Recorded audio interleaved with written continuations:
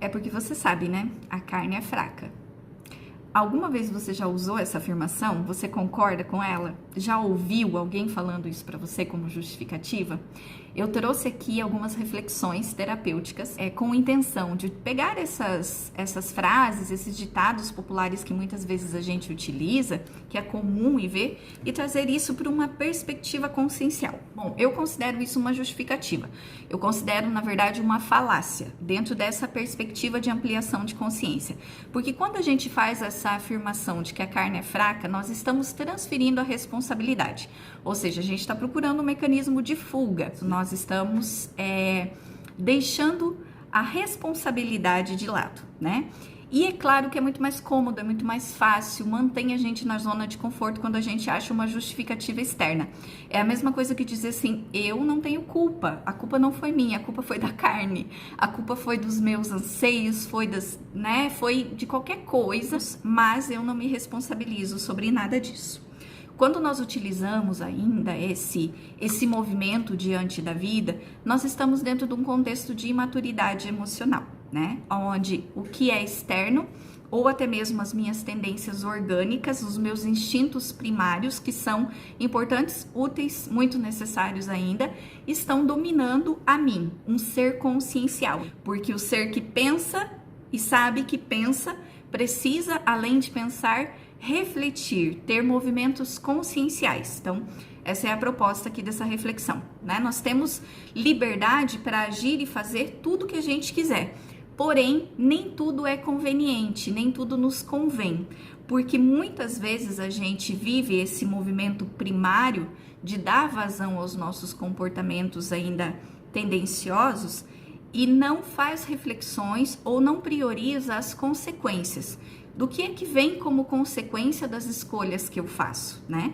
Às vezes, a consequência é positiva a curto prazo, uma sensação de prazer, uma satisfação, mas essa satisfação ela é momentânea. Ela é uma satisfação, ela é um benefício, visto desse ponto de vista orgânico, do ponto de vista sensual, mas não é satisfatória do ponto de vista espiritual, do crescimento do ser.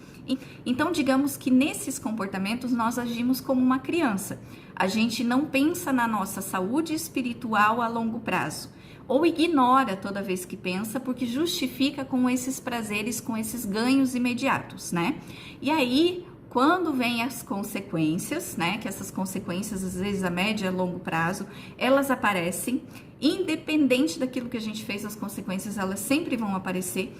A tendência é que a pessoa que agiu por impulso se coloque como vítima e acabe por não reconhecer e até mesmo não associa as consequências que vêm com a experiência ou com a escolha que ela teve de dar vazão nesse momento. Então, quando nós usamos essa justificativa, isso já está, né, entregando, na verdade, uma atitude de imaturidade, uma atitude de transferir a responsabilidade, como quem diz, eu ainda não quero ser responsável pela minha consciência, eu ainda quero ser uma criança emocionalmente falando.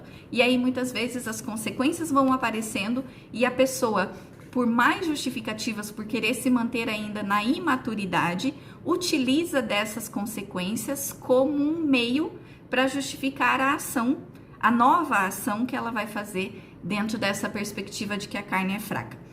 Bom, a forma de escapar disso, ou de ressignificar isso, é esse movimento de despertar de consciência, perceber se tudo isso faz sentido e o quanto você pode desenvolver a maturidade ali naquele momento diante das escolhas.